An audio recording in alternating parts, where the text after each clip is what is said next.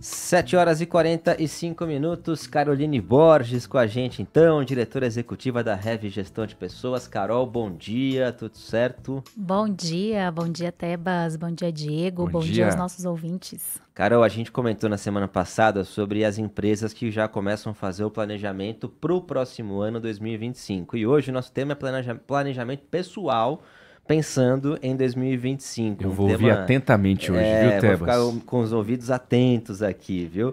E, Carol, o planejamento pessoal, ele funciona de fato, especialmente quando é feito com alguma antecedência, né? Com certeza, essa é uma pergunta muito comum. As pessoas falam assim, não, eu costumo fazer, assim, coloco as minhas metas na minha cabeça, os meus objetivos para o ano, e fica realmente só na cabeça. E quando fica na cabeça, a gente preenche o espaço, a memória com outras coisas, na verdade, e isso vai embora. E esse é um dos motivos pelos quais as empresas formalizam seus planejamentos, para não ficar só na cabeça dos donos. Acontece muito, e isso acontece também no nosso âmbito pessoal. A gente tem 1000 ideias, 1000 sonhos, vontade de realizar algumas coisas profissionais e pessoais, e a gente não transforma isso num plano concreto, que vai viabilizar de forma muito mais fluida, muito mais concreta, realmente que aquilo ali aconteça. Mas quando a gente escreve, Tebas, para você ter uma ideia, existem pesquisas que apontam que a gente aumenta de 20% a 42% as chances de concretizar. Só por ter escrito o plano? É claro que não é só escrever, mas o fato de escrever, ele já começa de antemão dando uma estatística como essa, tá? Entendi. Já tem gente agora no carro escrevendo, eu vou ficar rico em 2025, eu vou ficar rico em 2025. Mas foi bom você trazer esse exemplo, porque eu encontrei com uma pessoa essa semana, e aí o tema veio muito disso. Esse final de ano a gente costuma falar sobre isso, mas é um tema que me chama muita atenção, gosto muito, tem um alinhamento muito grande. Essa pessoa falou para mim no começo do ano, Carol, vou fazer o planejamento, meu planejamento pessoal, porque eu preciso ganhar mais esse ano. E preciso ganhar mais porque tem algumas concretizações que eu preciso realizar e estou com algumas dívidas. Aí fica a dica aí para a coluna também das finanças. Sim. E me encontrou essa semana e falou assim, então, deu certo. Eu consegui me organizar, eu não tinha possibilidade de ser promovido dentro da empresa que eu estava, então eu comecei a atuar profissionalmente com outras coisas que eu não imaginava até então que eu poderia ter ganhos financeiros. E eu consegui quitar tudo que eu tinha de dívida e já comecei a juntar dinheiro para comprar um carro em janeiro. Achei super bacana e teve a ver com organização e concretização de outras frentes de atuação profissional durante o ano. E imagino eu também que organizar o planejamento pessoal ajuda demais também no desempenho profissional, né? Quando a pessoa consegue se organizar a sua vida, certamente melhora o desempenho no trabalho. Totalmente, até porque dentro desse planejamento a gente não é estanque, né? Pessoal, profissional, a gente é fluido. Como é que a gente põe todo esse planejamento dentro de uma visão só, dentro do mesmo radar? Interessantíssimo. E como fazer, então? Como estruturar o planejamento pessoal? Ajuda a gente, Carol. Vamos lá. Primeiro, recomendo fortemente que todos os que estão nos escutando, Tebas, né, Diego, arrume um tempinho, uma manhã, uma tarde, um período seu, que você vai se dedicar ao seu planejamento pessoal. Escolhe um lugar calmo, às vezes vai ser um café, um lugar aqui em Brasília, tem muitos lugares gostosos de se estar, um lugar isolado, de fato, que você consiga sentar para começar esse processo. Leve papel e caneta, até prioritariamente em relação a computador. Esse é o exercício da escrita mesmo com papel e caneta. Ele ajuda a gente a conceber as coisas de uma forma diferente, né? Então, ele é mais profundo, tá? A gente usar as mãos para conseguir desenvolver realmente com a escrita algo, né, que a gente precisa planejar. E aí a gente vai começar um processo, inicialmente, de avaliar o ano. Eu falo que é mais fácil avaliar o ano do que a gente começar por a gente falar de autoconhecimento. E eu gosto muito da técnica do que bom, que pena e que tal, né? Faz 3 colunas ali, o que foi bom esse ano? Eu preciso reconhecer em que eu mandei bem esse ano. O que foi bom, o que eu fiz bem, o que eu concretizei. Lista tudo que você mandou bem. O que não foi bom? O que pena, a coluna do que pena, a gente usa essa técnica nas empresas, tá? E a gente pode utilizar na nossa vida. O que não foi legal? O que eu deixei de fazer? Que metas eu deixei de cumprir? O que em termos de comportamento? Às vezes eu recebi feedbacks que eu preciso me desenvolver e não foquei nisso durante esse ano.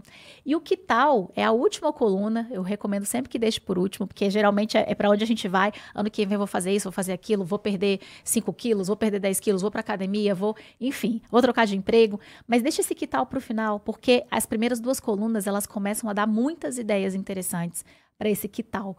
que já são os objetivos, né? Já são ações que a gente consegue colocar na pauta.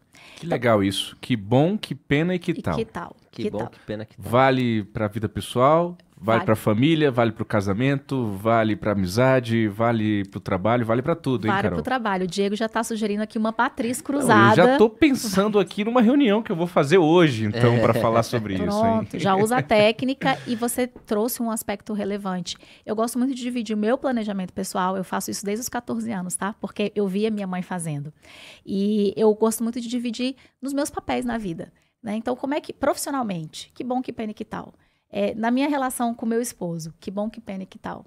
Né, com os meus filhos, em relação à saúde, o que está faltando? Eu preciso ingerir mais água, eu preciso fazer exercício, eu preciso ter mais horas de sono. Então, trabalhar esses papéis, né, esses aspectos na vida, ajuda muito a gente ter uma visão um pouquinho mais profunda. E, Carol, então, falando um pouco sobre o que tal, como que a gente faz para estabelecer ali um acompanhamento mesmo das metas que a gente vai construir, enfim, pensando, claro, no ano que vem?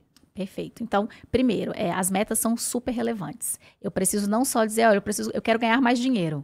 Eu quero ganhar quanto a mais. E, pessoal, não podem ser muitas. As metas não podem ser fáceis, mas também não podem ser impossíveis. Eu preciso falar de metas e objetivos que sejam tangíveis, sejam possíveis, vão exigir esforço, mas que elas sejam factíveis, né? Elas sejam reais. Então, quando a gente fala ficar rico, ótimo, ficar rico é maravilhoso.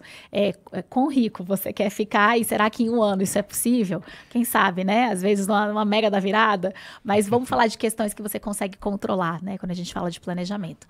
Essas metas têm que ser específicas, não podem ser ideias abstratas, elas precisam ser mensuráveis. Então, eu falo que eu preciso perder 10 quilos no ano que vem. Preciso mensurar isso, preciso acompanhar. Eu preciso ganhar 20% a mais pelo meu orçamento aqui.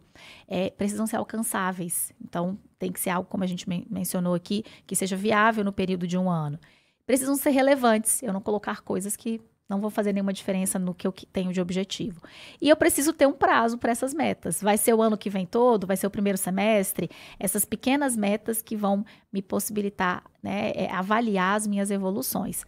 E eu preciso pôr a mão na massa. Depois que eu construir esses objetivos, eu tenho as metas, eu preciso escolher, né? Às vezes é escolher a academia que eu vou fazer, escolher o curso. Eu preciso me desenvolver em alguns pontos. Que cursos eu vou fazer uma curadoria de possibilidades.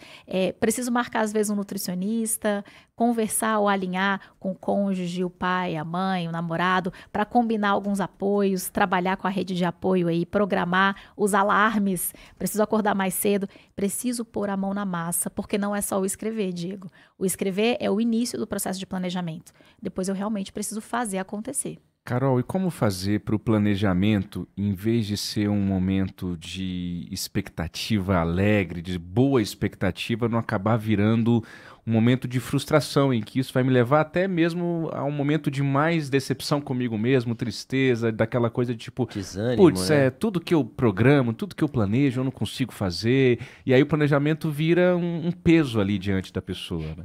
É importante, muito importante isso que você está colocando. Quando eu sugeri a gente começar com o que bom, é porque a gente para poucas vezes para a gente avaliar o quanto a gente teve ganhos durante um determinado período da nossa vida. Isso vale para o profissional, para o pessoal. Mesmo que tenha sido um ano muito difícil, às vezes profissionalmente ou pessoalmente, a gente precisa se aprofundar um pouco nos ganhos que a gente teve. Às vezes é um ganho de aprendizado profundo. Olha, isso aqui eu não vou repetir mais. Isso aqui, eu sofri demais às vezes com essa situação no trabalho ou pessoal, mas que aprendizados eu tirei disso aqui? Eu preciso trazer isso para esse aspecto de ganhos. Todo ser humano tem ganhos, inclusive em situações difíceis.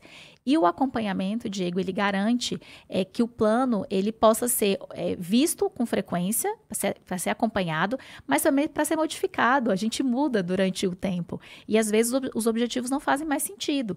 Então, coloquei uma meta fixa. Continua fazendo sentido para você essa meta? Ou eu preciso mexer nela? Então, o acompanhamento ele é muito importante para que essa frustração não seja algo constante. E isso é muito interessante, Carol, porque você chegou até a comentar, né? Não adianta a pessoa colocar uma meta muito fácil só para dizer que conseguiu atingir, mas também, como citou o Diego, colocar meta impossível também, aí a pessoa não vai conseguir atingir a meta e talvez crie essa sensação de desânimo, né? Com certeza, tem que ser algo realmente factível, possível. Tá certo. Então a gente conversou com Caroline Borges, diretora executiva da Heavy Gestão de Pessoas aqui no jornal Nova Brasil Brasília. Carol, muito obrigado, bom dia e boa sexta-feira amanhã também. Boa sexta para todos, boa quinta primeiro, né? Bom final da semana, todo mundo chegando na sexta já. E bom planejamento pessoal aí, profissional para todos. Obrigado, Carol.